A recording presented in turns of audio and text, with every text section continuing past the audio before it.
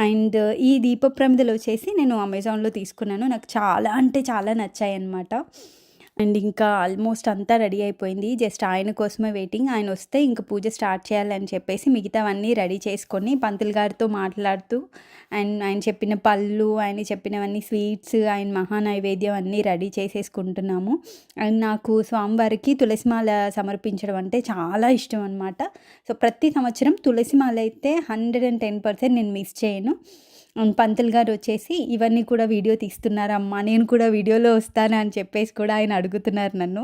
So, చెప్పాను, "స్వామి మిమ్మల్ని cover చేయమంటే చేస్తాను, లేదంటే లేదని" ఆయనకి కూడా చెప్పాను. "అయ్యో! నాకేం పర్వాలేదమ్మా, జస్ట్ అడిగాను" అన్నారు.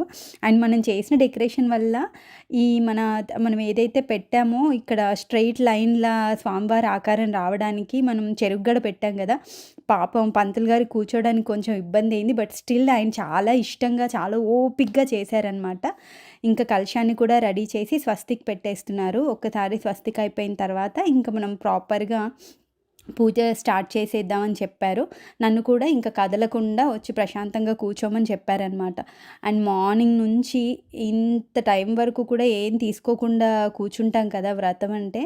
అసలు ఒక రకంగా చెప్పాలంటే ఈ చుట్టూ వీళ్ళు గనక లేకపోయి ఉంటే అస్సలు నాకు ఓపిక ఉండేది కాదేమో ఇవన్నీ ఒక్కదాన్ని చేసుకోవడానికి. చూసారు కదా! స్వామివారి ముందు కలశాన్ని కూడా పెట్టేశారు. అండ్ కంకణాలు ఇంట్లో వాళ్ళందరికీ కంకణాలయితే రెడీ చేసేశారు. బయట వాళ్ళని కాకుండా కేవలం ఫ్యామిలీ మెంబర్స్ మధ్యలోనే చేసుకుంటాననమాట ప్రతి సంవత్సరం. బట్ ఈ ఇయర్ మాత్రం మీ అందరి సమక్షంలో చేసుకున్నట్టు.